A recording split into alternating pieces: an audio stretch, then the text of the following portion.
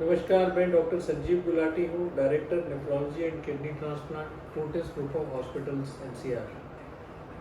आज हम बात करने जा रहे हैं किडनी रिजेक्शन की। जैसे कि आप जानते हैं, क्रॉनिक किडनी डिजीज का सबसे इफेक्टिव ट्रीटमेंट है किडनी ट्रांसप्लांट, क्योंकि ट्रांसप्लांट के जो रिजल्ट्स हैं डायलिसिस से कहीं ज़्यादा बेहतर हैं। जितना साल भर में आपका डायलिसिस का कॉस्ट आएगा, उतने में वन टाइम में ट्रांसप्लांट होता है। ट्रांसप्लांट का सर्वाइवल, पेशेंट का सर्वाइवल 1 साल पे लगभग 95% होता है और 5 साल पे 80% होता है, एज कम्पेयर टू डायलिसिस 5 साल पे केवल 20 या 30% लोग जीवित रहते हैं। हाँ, किडनी ट्रांसप्लांट में कई प्रॉब्लम्स आती हैं और उनमें से जो सबसे इम्पॉर्टेंट है, जो लोग परेशान, जिससे कंसर्न रहते हैं, वो रिजेक्शन। तो आज हम बात करेंगे किडनी ट्रांसप्लांट रिजेक्शन क्या होती है, क्यों होती है और उसका क्या ट्रीटमेंट अवेलेबल है। तो जब हम किडनी ट्रांसप्लांट करते हैं तो आपके जो डोनर लिया जाता है उसका और आपका जो जेनेटिक मैच है वो कभी भी 100% नहीं होता, बहुत रेयरली होता है। ओनली जब आपकी किडनी एक आपके आइडेंटिकल ट्विन से ली जाए तभी आपका 0 रिजेक्शन रेट होगा, क्योंकि आप दोनों के जीन्स में 100% सिमिलैरिटी है।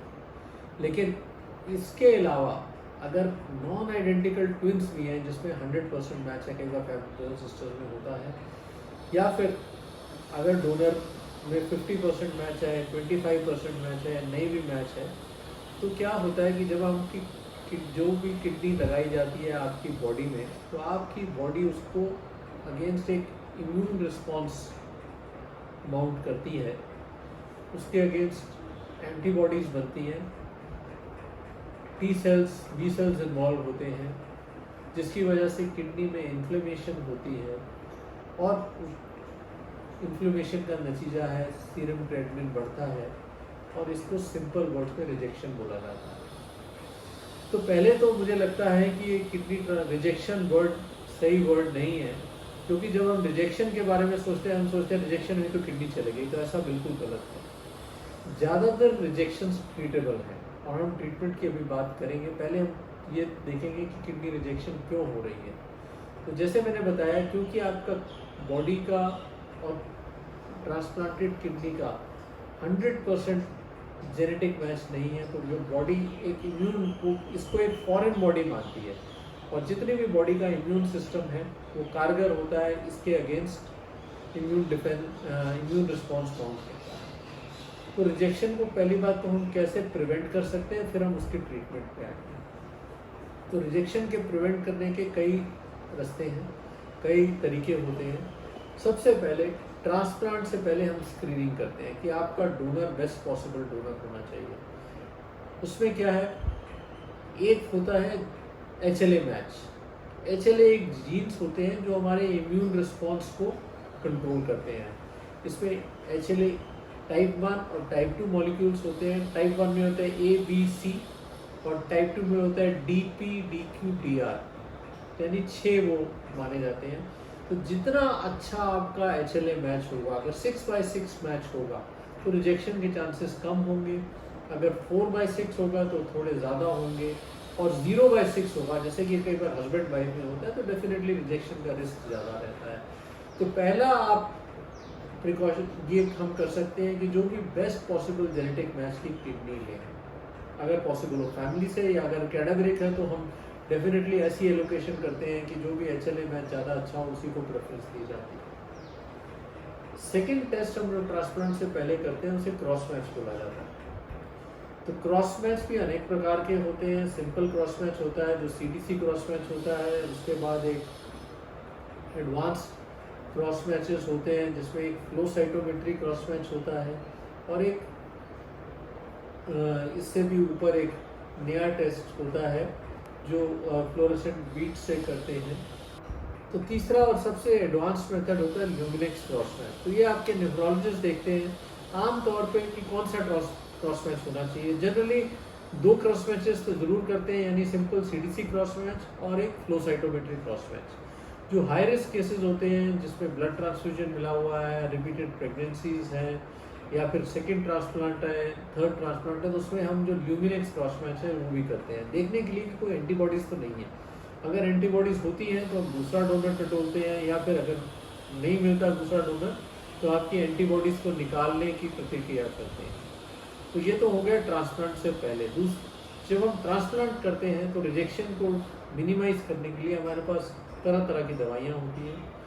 सबसे प्रथम आती है मोनोक्लोनल एंटीबॉडीज़ होती हैं। ये एटीजी के नाम से है, एंटी थाइमोसाइड ग्लोबुलिन, या फिर एंटी इंटरल्यूकिन 2 रिसेप्टर एंटीबॉडी जैसे सिमुलेट होते हैं। तो हम इसका इस्तेमाल कर सकते हैं अगर आपका HLA मैच अच्छा नहीं है। ये ट्रांसप्लांट से एक दिन पहले या ट्रांसप्लांट के दिन दिया जाता है और इसके अलग अलग डोजिंग शेड्यूल्स होते हैं। साथ ही साथ हर एक पेशेंट में 3 दवाइयाँ हम ज़रूर देते हैं, जिसमें स्टेरॉइड्स होता है, टेक्रोलिमस होता है और माइक्रोफोलेट होता है, और ये लाइफ लॉन्ग चलती है।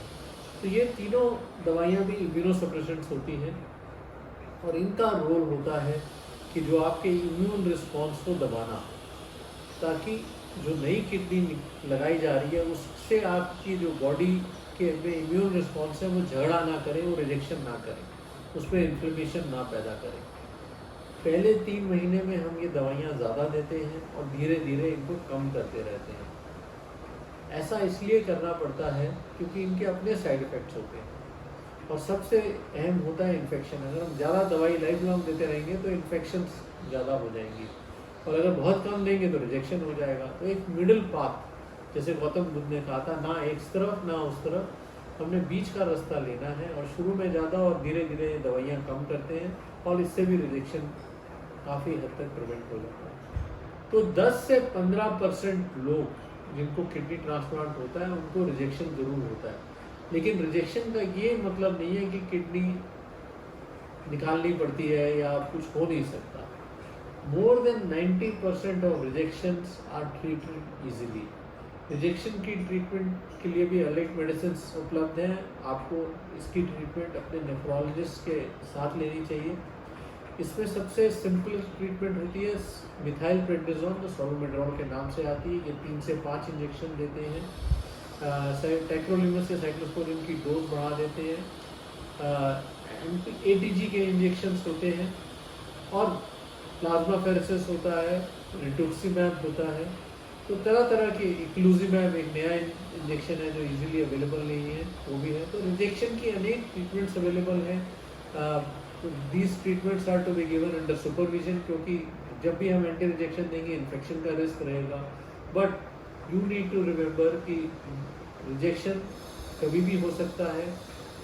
रिजेक्शन को प्रिवेंट करने के लिए हमें केयरफुल डोनर स्क्रीनिंग होनी चाहिए।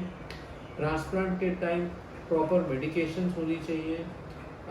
ट्रांसप्लांट के बाद जो आपका रोल है रिजेक्शन प्रिवेंट करने में, उसमें ये है कि आप रेगुलर मॉनिटरिंग करें, ताकि जब जैसे ही रिजेक्शन हो हम जल्दी पकड़ें और दवाइयाँ ना छोड़ें। एज अ पेशेंट जो सबसे इम्पॉर्टेंट रोल होता है वो है दवाइयों का।